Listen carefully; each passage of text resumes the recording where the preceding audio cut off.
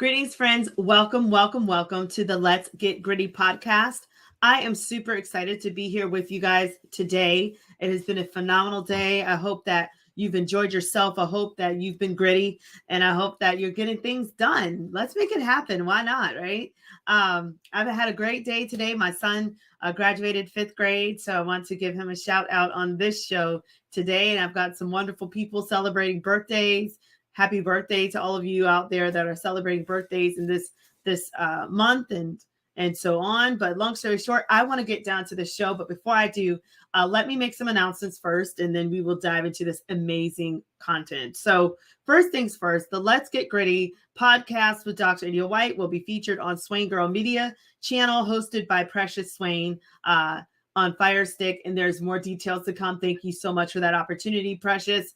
Also, I know some of you are asking, how can you follow up with me? There's my social media information, so feel free to follow me. My Facebook is Miss India White. LinkedIn is The India White. Twitter is Indie Speak and Teach.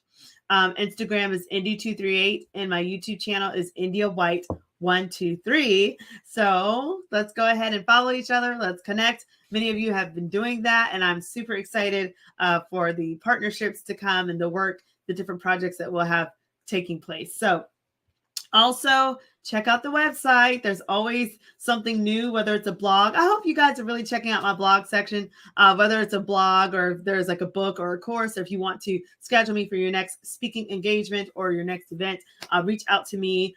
You can go there. And also, you can send me an email if you're wanting to be a part of this show or if you're wanting to connect. My email is scrolling down at the bottom. It's india.white.123@gmail.com. So with that said, we are going to get to the nitty gritty of the show. I'm super excited about this topic because this topic is close to my heart. So I had a really neat opportunity to visit a fantastic former principal of mine who I think is the best principal ever.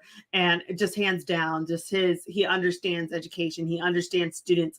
But in particular, he really worked with at-risk students or students that were on the verge of dropping out. And as we know, statistics are showing that you have about 2 million students dropping out of school every year in the United States. So this is a huge concern. And so when I worked with this principal, he just was very optimistic and always had a heart for these children. And so just thinking about everything, I said, you know what, I'm going to come on here and talk with you guys about the nitty gritty on how we can motivate at-risk students. So today's show is going to be on tips for motivating at-risk students. So when I think of at-risk, I think of students that, they might be, transient students that, homeless, or students that, might come from a lower socioeconomic status, students that are dealing with trauma and abuse, students that are dealing with some type of academic setback where they're not necessarily able to perform at the proficiency of their peers, students that are at risk, those that are, at risk of falling through the cracks, as we say in the world of education. So how do we help at-risk students? Well, I am here today to give you guys tips. Feel free to share this out to every principal, teacher, student, family, so that we can help our communities stay strong and help our students to continue to excel, because our number one goal in education is to close the achievement gap. So let's talk about it. First things first, I'm going to talk about the first tip. Tip 1, when you are trying to motivate a student, you have to first learn how to teach them the growth mindset. Now, if you are not familiar with the work of Dr. Carol Dweck with growth mindset, please take a moment sometime throughout your life to really study that, look through that, understand what she was saying about growth mindset, how that works. And when we're talking about growth mindset, usually you're talking about there's a fixed mindset and then there's a growth mindset. So fixed mindset, you're saying, oh, it's just how it's always been. It's not going to get any better. I don't know what to tell you. Just accept it. You made your bed, lay in it, kind of a mentality. But then a growth mindset says, well, it might have always been this way, but what if?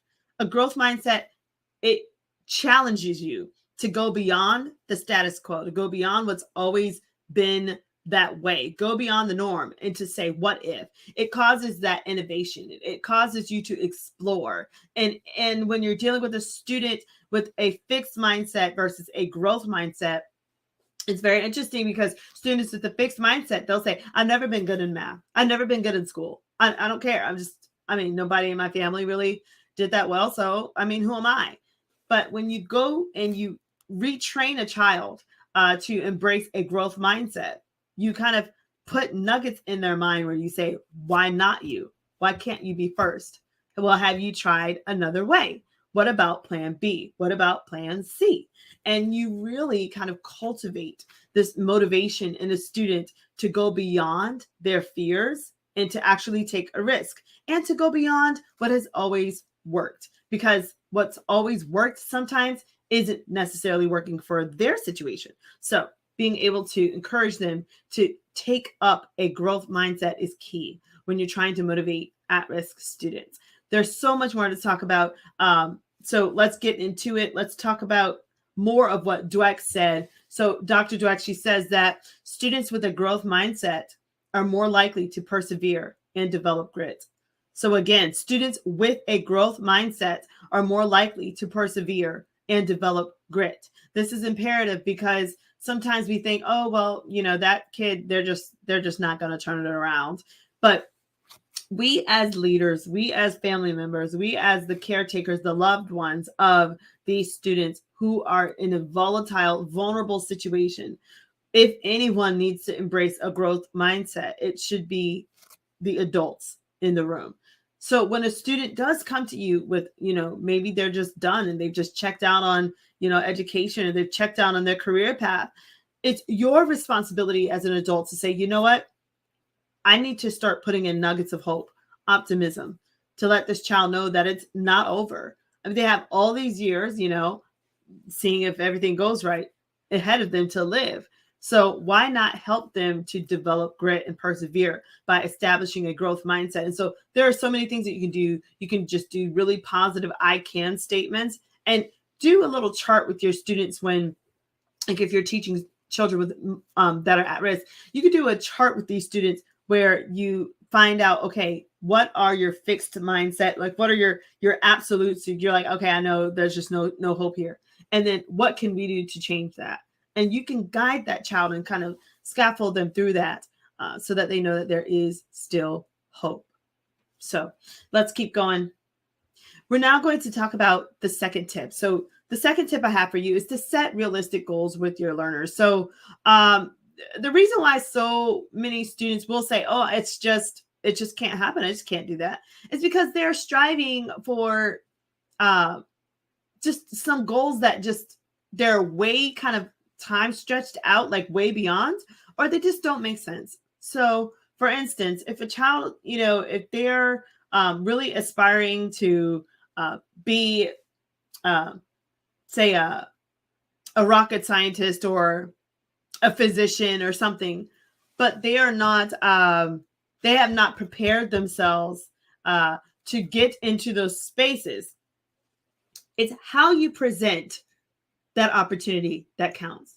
So to say to a child that say they have like a GPA that's lower, that's maybe below average GPA, and this child is trying to get into Harvard, okay?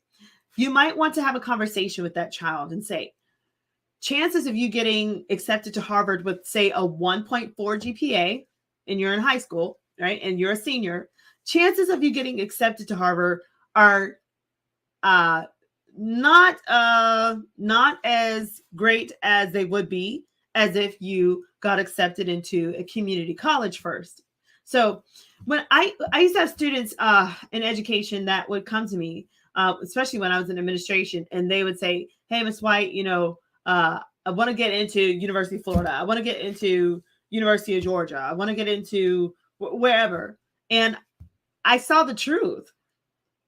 They scored a level 2 on an exam. They had a 1.4, and their situation was difficult. But that doesn't mean that it was impossible. It was just difficult. So what I would tell them is, listen, there's a path out. There's a path towards success. So I would say, listen, you might not have made the cut because the GPA requirements of this college is blank. And so you're coming, with this GPA, which does not meet the cut. However, you can enroll into a community college in that area. And if you do well in that community college, you can transfer into the university and get the same degree as all the other students that started at that public university or that private university at the beginning of their college, journey. So I tell students that, and then of course, if the student's like, okay, I don't have any money, I don't have any, whatever, so I'm just not going to try. And so they don't have any motivation because they feel like it's just hopeless. Then I lead them down the route of scholarships. I reach out to people in the community. I tell them about, there's a work study options on college campuses. So all hope is not gone. Don't shoot yourself in the foot because it looks like it's an absolute impossibility. Anything can be worked through if you just give it a shot. And so that is the biggest thing, is how are we packaging these goals for our students? Setting realistic goals is key. Doesn't mean that you have to completely sabotage or just terminate the goal that they have. There might be a way through it, but it might not be the direct route that they had hoped for. So being able to say, okay, let's try this route to get to that goal. And if that doesn't work, then can you come to the table with maybe 2 or 3 more goals so that we can also pursue those avenues as well? So that's some advice for you when you're trying to help motivate at-risk students in dealing with goals.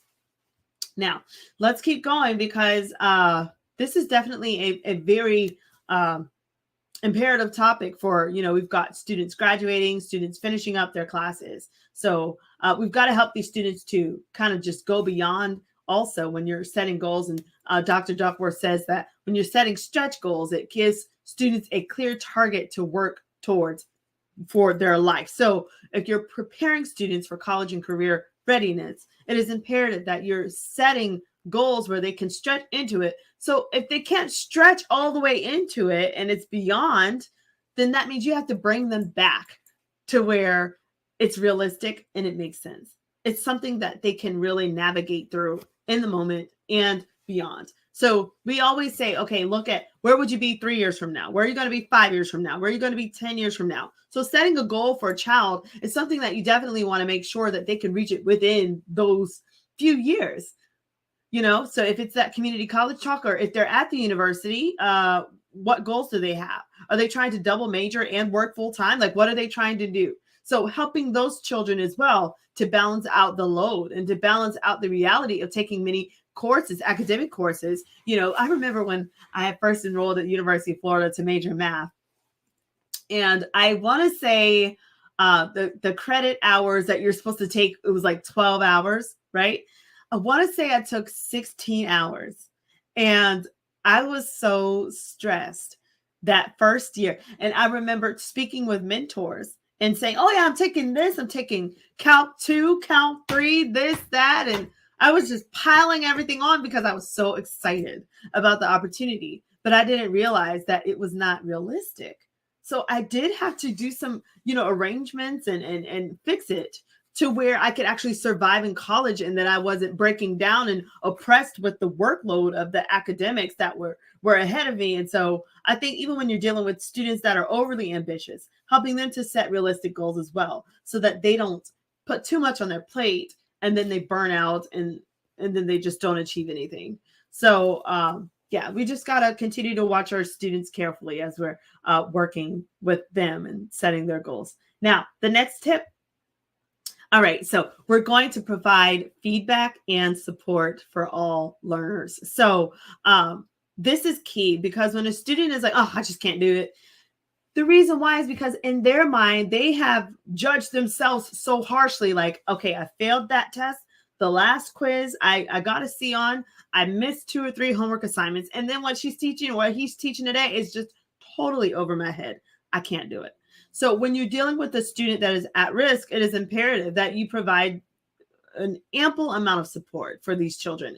It is not enough to assume that just going to them once and saying, you've got this. See, you did okay on that problem. You'll be fine. No, revisit, because these students, some of them sometimes they don't have support at home.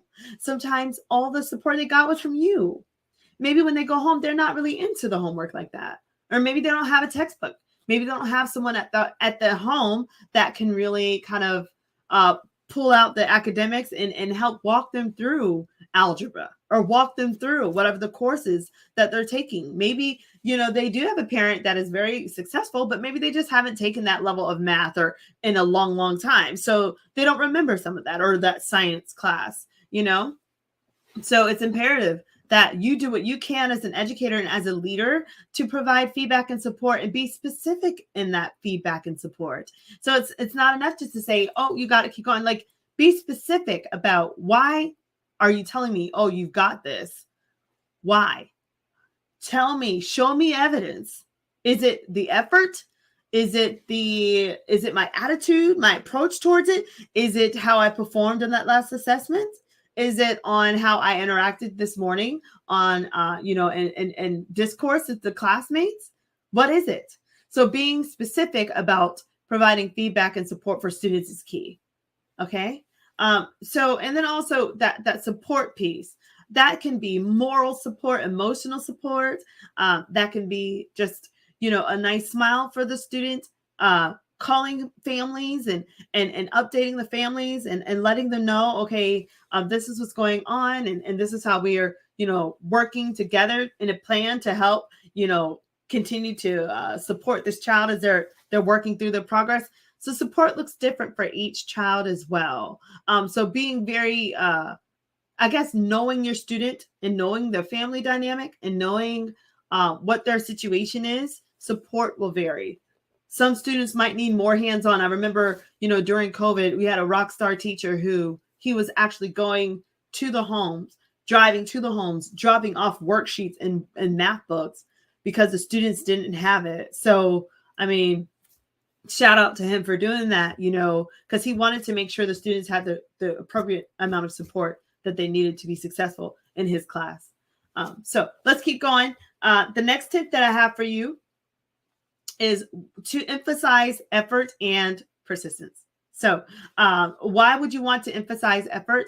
Because to be honest, when students are motivated and they're trying to cultivate grit and they're trying to really kind of harness in that grit to remain motivated, you have to emphasize effort, because if not, if that effort is affected in a negative way, it's going to affect their passion, which is going to affect the grit, which is going to affect their ability to persist. They will stop short because they lost passion, they lost motivation because they stopped putting in the effort. So this is why it's imperative to motivate them to say, keep going, you're doing fabulous. And wow, I see what you've done.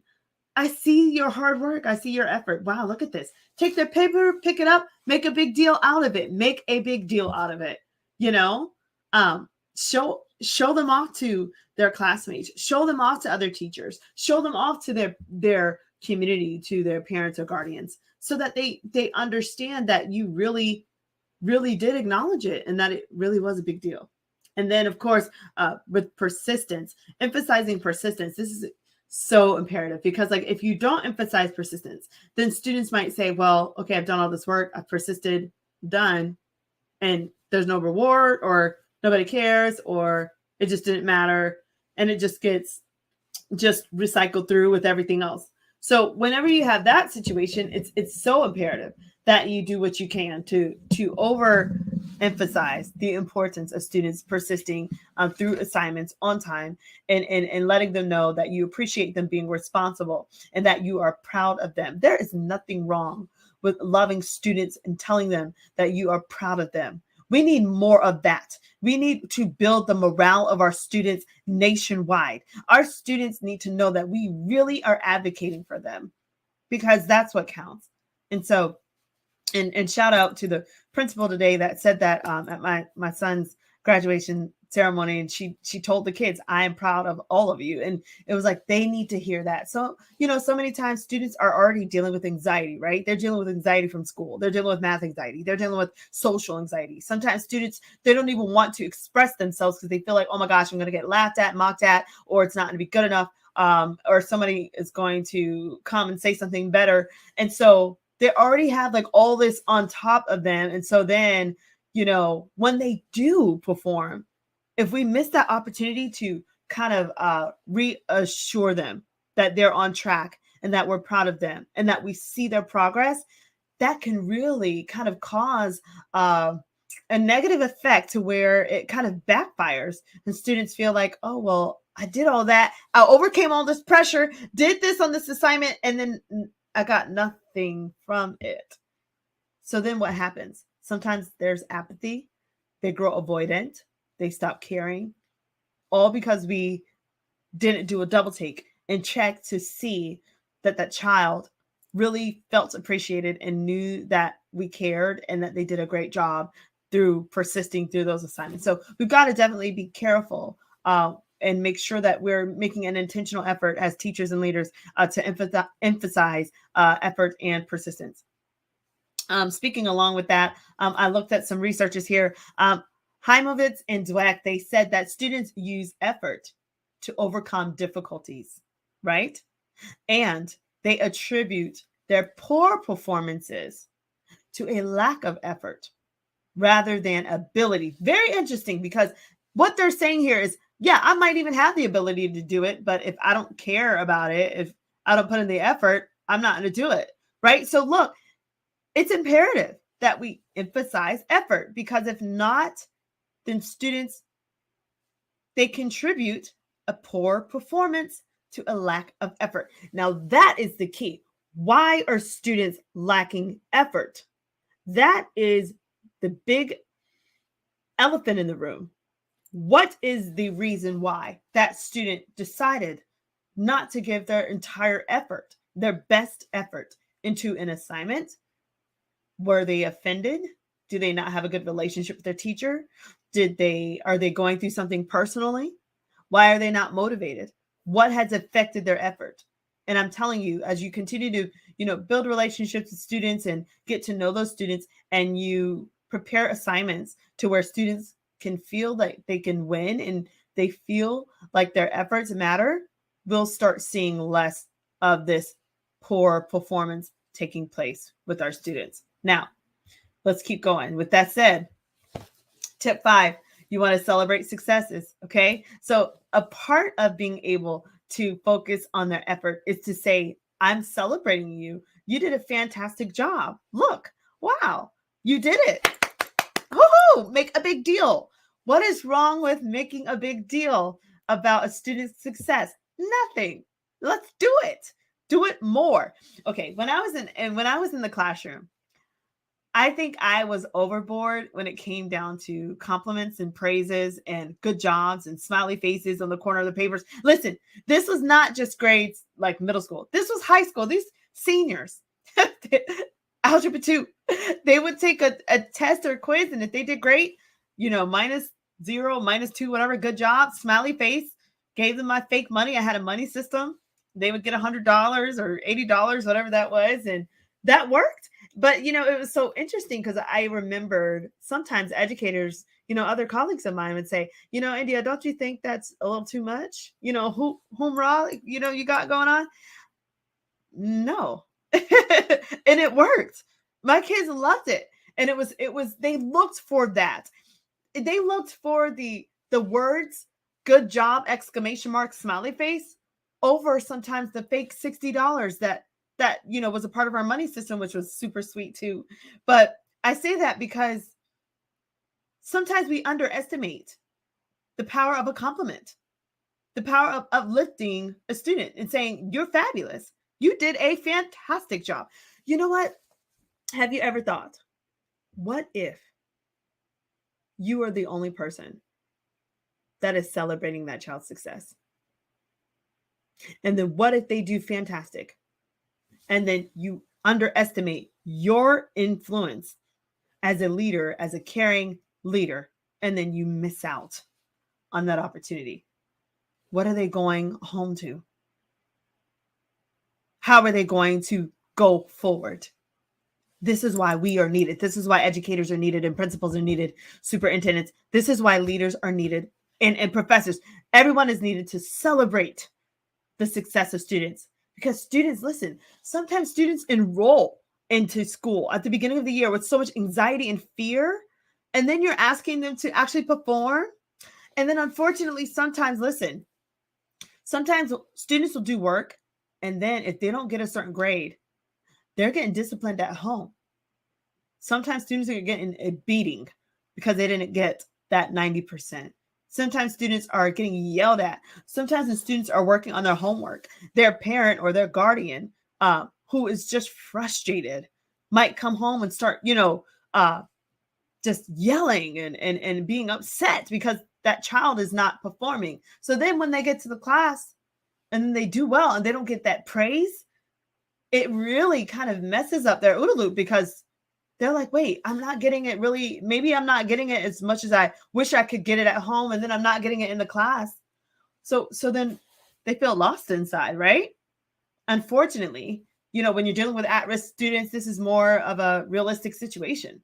So we have to definitely kind of just be mindful of how can we really celebrate a child who has already come to the space, sometimes emotionally broken, sometimes mentally disturbed because they've gone through so much trauma with just trying to learn and trying to show that they're giving their best effort.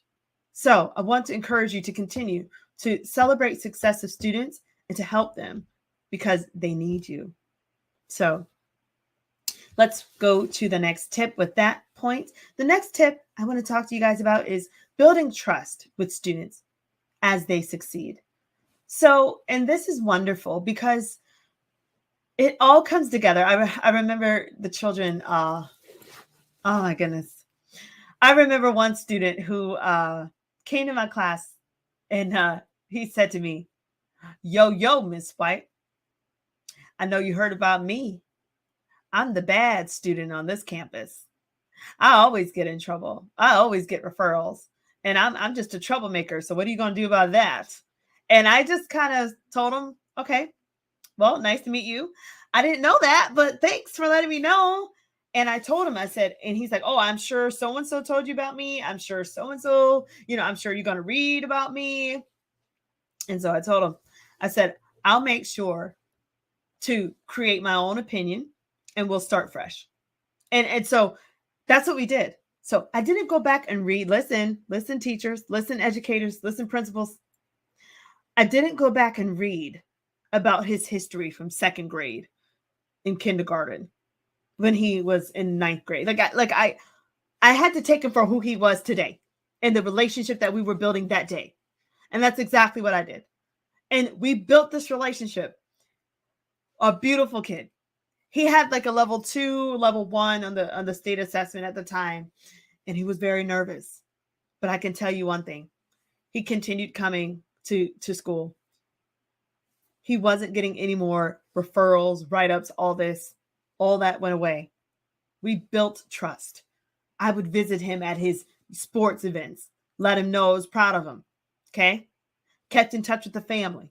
Did what I could to be an example.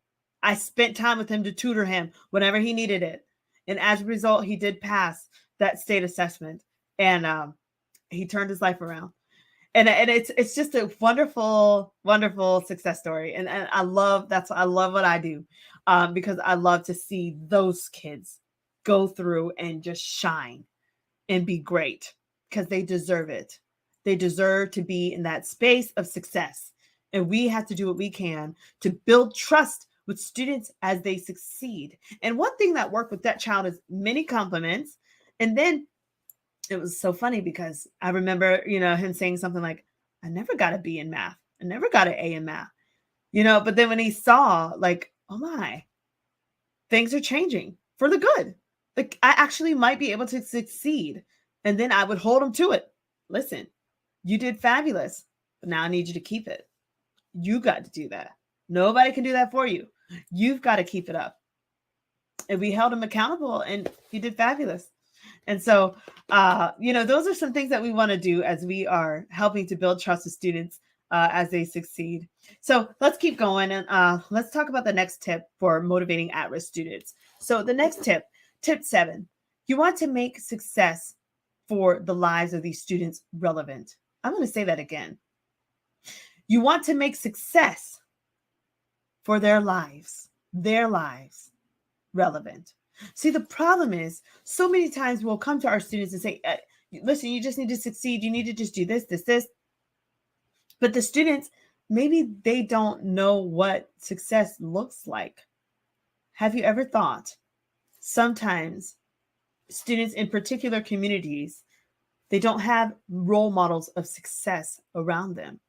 And believe it or not, students are their role model. Their role models are usually who's around them already. And unfortunately, sometimes in particular communities, role models really aren't people that are aspiring to contribute to society in a way that is acceptable, if that makes sense. So, what do you do in a situation like that? You've got to go back to the goal setting, help these children to establish goals. When you're talking to a child, for instance, and you ask an at-risk learner, what do you want to be when you grow up? I don't know. Okay. What are you good at? I don't know. Maybe football. Okay. What else do you want to do besides football? Nothing really. Football is it. Okay. All right. Well, have you thought of a college? No. Okay. So when you're in a situation like that, which many of us have dealt with, right? What you want to do is you definitely want to make sure that you are helping these students to create a path. So you might say, like for instance, the students would say to me, especially my seniors, "Hey, what do you want to be?" I don't know. Maybe football. Okay. Are you on the team? Yes. Okay. Are you already going to college? No. Okay. What colleges? This is where I would come in. What colleges would you mind going to, or would you want to go to? Do you want to stay, in this state? Do you want to move out of state? Where do you want to go? And then I would tell them, okay, come back to me tomorrow, 3 colleges. And then I would be realistic with these children. Okay, your GPA is here. This college wants this, right? Well, have you thought of the community college?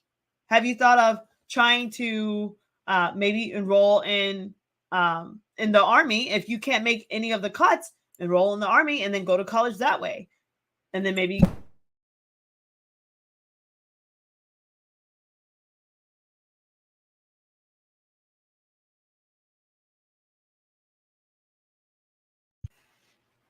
so those are some things that you can do. So when the students come to you and they're saying, I want to play football and they don't have any path, just outline for them 2 or 3 ways to make it happen. And then if football might not be the best option for them and they're like stuck on football, throw out other ideas. Start telling them, what about basketball, or what about business? What about being a lawyer? What about you like working with cars? What about owning a car shop or being a mechanic and then being a director or a manager? Have you thought of being an artist? Have you thought of working in geology? Like what else do you like to do? And then of course having these conversations over the next few weeks with these students to kind of motivate them to say, okay, this is what success looks like for your life. It doesn't make it wrong just because it might not be the path for your peer's life over here. Because for your life, this is what fits. And that is key. And I think that is where many at-risk students, unfortunately, have been disappointed because they've not been guided through a path for their life. And sometimes these children are dealing with different situations mentally and emotionally to where they might not respond in a way that they are compliant. And so then that makes it even more difficult, right? When you're dealing with students as to, okay, well, how do I get it across to this child that this is what they need to do? And that's why it's going to take patience in relationship building. As you also, maybe when you're talking to them, you can help them navigate, write down those plans, and then hold them accountable throughout the school year so that they can become successful in achieving those goals. And then I want to now talk about the next tip that I have for you guys. And this tip is to convince your students that their achievements matter. Again, convince your students that their achievements matter, because that is one of the issues. Many times students feel like it doesn't matter if I do this because nothing good's going to come to me. I don't have anything to look forward to. And I do hear the argument of people that say you don't need extrinsic motivation, just intrinsic. The goal is to get students to a place where they're intrinsically motivated. I hear you and I respect that. But I'm telling you, when you're dealing with students that are at risk, that extrinsic motivation is a big piece. Rewarding them with something, a gift card to, a Amazon or I don't know. Sometimes people used to get, gift card and get them a lunch if they did something good at a fast food restaurant or something. I don't know.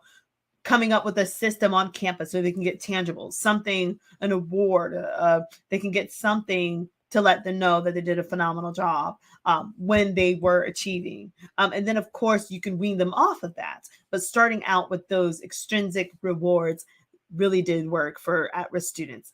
And that's why I shout out all the schools that are doing PBIS systems across the nation and restorative practice systems as well.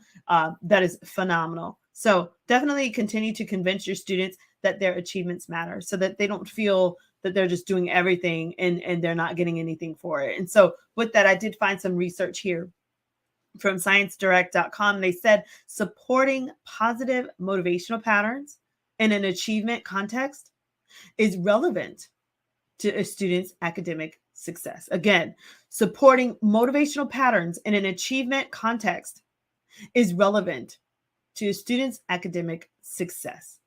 So that is key. If you're trying to keep a pattern of remaining motivated and a pattern of success, you've got to convince them that their achievements matter.